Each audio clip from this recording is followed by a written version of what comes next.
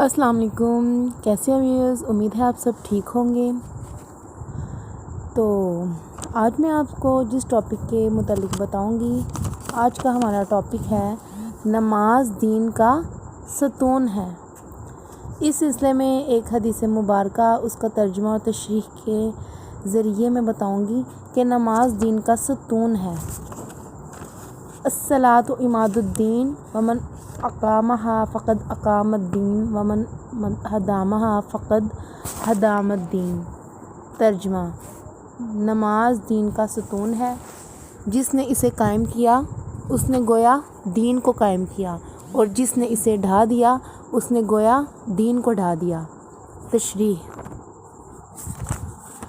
نماز دین کا ستون ہے، یہ بات رسول اللہ صلی اللہ علیہ وسلم نے متعدد احادیث میں فرمائی ہے۔ نماز دین کا ستون کہنے سے دین میں نماز کی اہمیت واضح ہو جاتی ہے۔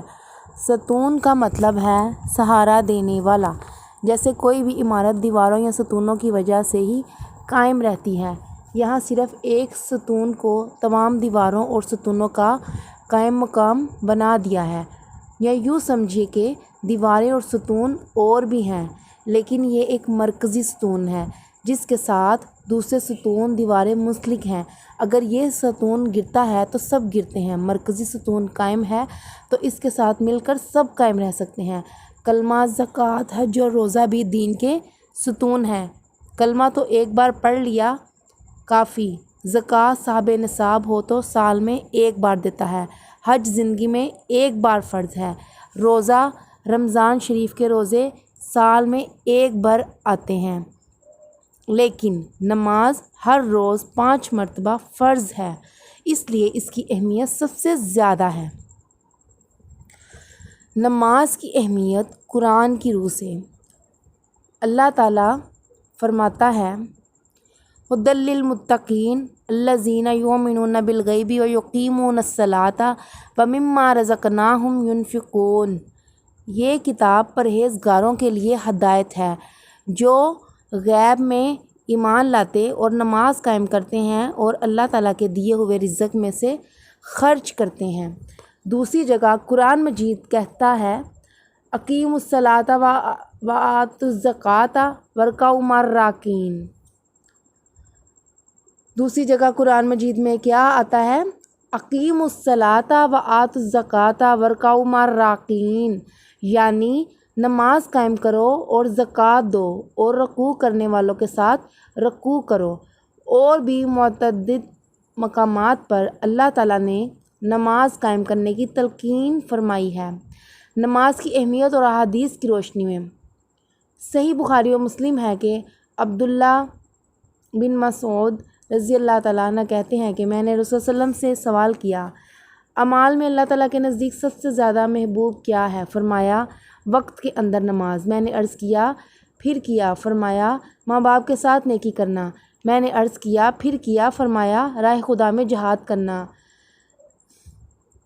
حضرت عمر رضی اللہ تعالیٰ عنہ سے روایت ہے کہ ایک صاحب نے عرض کیا، یا رسول اللہ، سب سے زیادہ محبوب خدا کے نزدیک کیا چیز ہے؟ فرمایا، وقت پر نماز پڑھنا، اور جس نے نماز چھوڑ دی اس کا دین نہیں۔ نماز دین کا ستون ہے۔ اس حدیث مبارکہ میں نماز کی اہمیت پوری طرح واضح ہو جاتی ہے۔ جس نے نماز چھوڑ دی اس کا کوئی دین نہیں، گویا دین کی عمارت کا انحصار نماز پر ہے۔ اس لیے تو فرمایا ہے نماز دین کا ستون ہے۔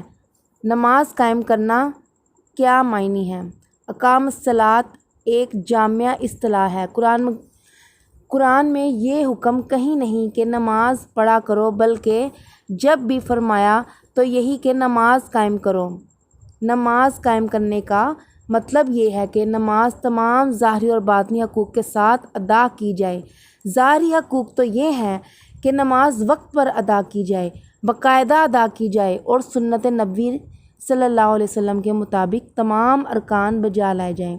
اور باطنی حقوق یہ ہے کہ نماز خشوع و خضوع کے ساتھ پڑھی جائے اور احسان کی کیفیت طاری ہو، یعنی تو محسوس کر رہا ہو گویا تو اپنے محبوب کو دیکھ رہا ہے، اور ورنہ کم سے کم اتنا ضرور ہو کہ تو محسوس کرے کہ تیرا رب تجھے دیکھ رہا ہے۔